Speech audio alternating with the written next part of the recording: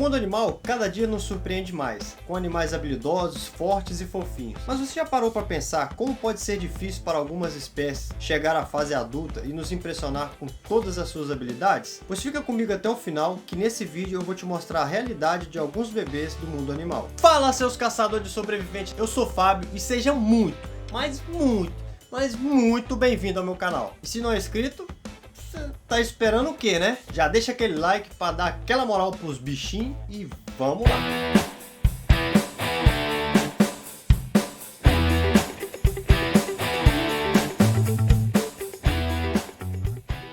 Você acha sua vida difícil? O que é difícil sobreviver nesse mundo? Pois bem, nesse vídeo eu vou te mostrar que em matéria de sobrevivência, nós seres humanos somos muito bem privilegiados. Não que seja fácil viver nos dias de hoje, mas em relação ao mundo animal, estamos bem avançados nesse quesito. Dotados de cérebros grandes e ossos pélvicos maciçamente subdimensionados, nós seres humanos saímos na frente, embora sejamos completamente vulneráveis e inúteis ao nascimento. Porém, dentro de um quarto de hospital e posteriormente nossas casas protegidas e confortáveis durante todo o tempo de nossa vulnerabilidade. Mas nem todos os animais têm o luxo de começarem suas vidas com férias prolongadas. Alguns bebês têm que usar suas incríveis habilidades para enfrentar as piores situações e sobreviver. Cavalo marinho. Medindo pouco mais de 15 centímetros em algumas espécies, os cavalos marinhos por gestação podem chegar a criar 300 filhotes. Cavalos marinhos não têm estômago e por isso precisam comer assim constantemente. A partir do momento em que nascem, são obrigados a preencher a necessidade de alimento constante, enquanto evitam seus predadores naturais, como caranguejos, arraias e até mesmo alguns peixes. Além disso, também vivem em uma batalha constante contra as correntes oceânicas, que podem arrastá-los para longe das áreas ricas em organismos microscópicos que eles comem. Assim como tempestades ou poluição podem levá-los a nadar tanto que eles morrem de exaustão. Para combater tudo isso, cavalos marinhos bebês mudam de cor e se misturam ao seu ambiente, usando sua cauda especial para se agarrar em folhagens no fundo do oceano. Um estudo mostra que a cada 1000 filhotes que nascem, menos de 5 sobrevivem até a idade adulta.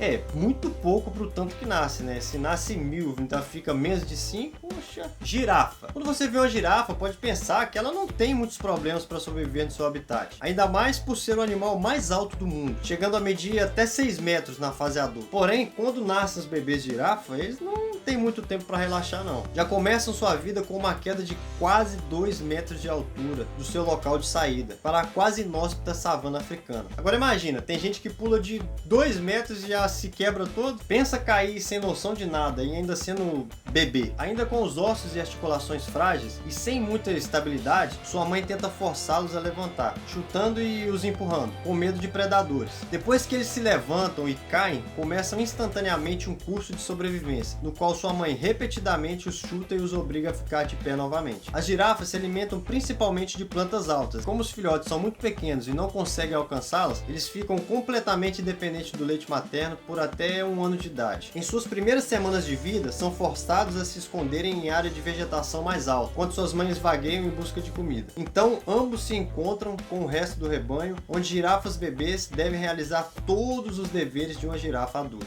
Não é fácil, já nasce, pum. Não é muito fácil não, viu? O bicho já nasce tendo que fazer obrigação de adulto, não tá certo não. Crocodilo. Os crocodilos são animais pré-históricos, fortes e resistentes. Porém, até que se tornem grandes e independentes, precisam passar por uma jornada bem difícil até a fase adulta. Os ovos são botados e enterrados, e passam por uma cadeia de fatores que os impedem de eclodir. Desde inundações, sobreaquecimento e até predação. São depositados entre 10 a 60 ovos por ninhada, dependendo da espécie, é claro. Onde vai sobreviver essa primeira fase em torno de 25 a 60% dos filhotes. Quando o bebê crocodilo nasce, ele cava para fora do ovo e é enterrado vivo, já que os ovos estão enterrados, é claro. Em seguida, ele emite um som alto para que sua mãe, que sempre fica à espreita, possa desenterrá-lo antes que ele sufoque. Depois, ela leva alguns em sua boca para a água, onde instintivamente precisam aprender a nadar, caçar e evitar predadores. Algumas horas depois do nascimento, os bebês crocodilos são capazes o suficiente na água para apanhar sua primeira refeição, que geralmente são peixes pequenos pequenos e até anfíbios. Ao contrário da maioria dos répteis, a mãe crocodilo protege seus filhotes o melhor que ela pode, contra peixes, pássaros, lagartos e até mesmo outros crocodilos, mas por pouco tempo. Depois de apenas algumas semanas de cuidar freneticamente dos seus filhos, a mãe os deixa à própria sorte. Mais de 50% dos crocodilos que sobrevivem ao nascimento morrem após o primeiro ano de vida, em grande parte devido à violência entre a própria espécie. Se não bastasse ter que sobreviver depois de ser enterrado e com aquele monte de predador em volta, ainda tem que se preocupar a não ser comido pelos da mesma espécie. Pinguim imperador. Assim como eu, muitas pessoas acreditavam que os pinguins não sentissem frio, vivendo como se o clima ultra congelante fossem como dias quentes de verão para nós. Pois é, estávamos errados. As fêmeas põem um único ovo no final do outono, que abandonam imediatamente para passar o inverno no mar. Aí fica fácil, né? Bota lá e deixa o pombo cuidar. Toma que o filho é teu, eu vou pescar. O ovo é incubado pelo macho durante cerca de 65 dias, que correspondem ao inverno antártico. Para superar temperaturas de menos 40 graus e ventos de até 200 km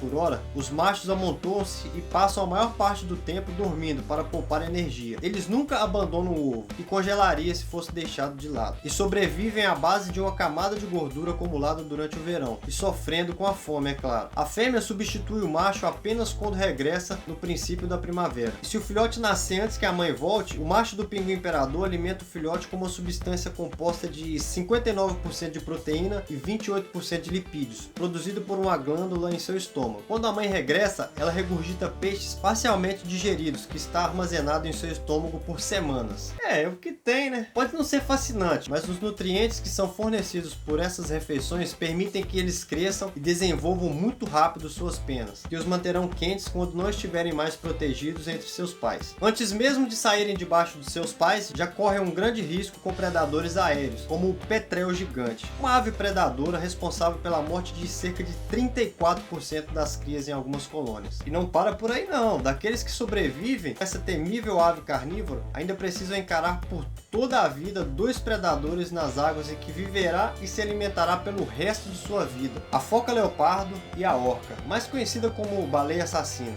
Tô começando a achar que eu nasci foi em berço de ouro. Tartaruga marinha, talvez um dos animais dessa lista que mais mexem comigo, não só pela sua dificuldade em sobreviver, mas porque nós humanos estamos diretamente ligados às ações que prejudicam muito esses animais. Quando adulta, a vida da tartaruga marinha é muito legal. Elas surfam as correntes oceânicas, exploram em torno dos recifes de corais à procura de águas vivas. Se estão se sentindo antissociais, podem se esconder debaixo das pedras e fingir serem rochas. As tartarugas marinhas nascem sem as mães. 2 meses antes de eclodirem, sua mãe encontra uma praia, cava um buraco e deposita cerca de 120 ovos para incubação. Cada fêmea realiza de 3 a 13 desovos por temporada, variando de espécie para espécie. Em uma tentativa de evitar predadores, ela tapa o buraco para esconder sua localização e volta para o oceano. Quando eclodem, as tartarugas marinhas bebês cavam para a superfície até que venha luz suficiente para determinar se é dia ou se é noite. Então, elas saem para fora do buraco e fazem uma perigosa corrida para o oceano através do pior caminho com obstáculos já construídos. Elas correm por suas vidas, esquivando-se de predadores como caranguejos, aves e alguns mamíferos. Se a tartaruga tem sorte de chegar ao mar, nadam tão rápido quanto possível, lutando contra ondas e marés para chegar ao oceano e não serem comidas por peixes costeiros. Os filhotes nadam até atingirem zonas de convergência de correntes, que formam aglomerados de águas e matéria orgânica flutuante. Nesses locais, elas encontram alimento e proteção por vários anos, até chegarem à idade juvenil, que é a fase onde mais se morre tartarugas, por redes e aparatos de pescadores. E é claro que eu não poderia deixar de mencionar a poluição, que nós mesmos provocamos, jogando lixo nas praias. O mais comum de se encontrar são as sacolas plásticas, que são consumidas pelas tartarugas, que as confundem com águas vivas, e estão presentes em seu cardápio, é claro. Infelizmente, uma entre 1000 tartarugas conseguem chegar à fase adulta, por causa das sequências de eventos com que são confrontadas desde o nascimento. E você, ainda acha que a sua vida é difícil? Conta pra mim aqui nos comentários qual desses animais você achou que tem a vida mais difícil.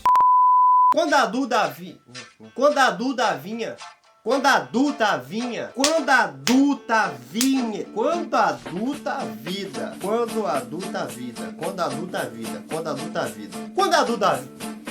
são depositados 60 a 10 reais, não, são depositados entre 10 e 60 reais ovos, 10 a 60 ovos, são depositados 60,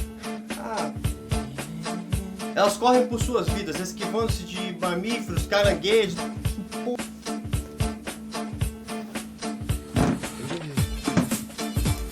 Esquivando-se de caranguejo. Ai, brincadeira isso. Esquivando-se de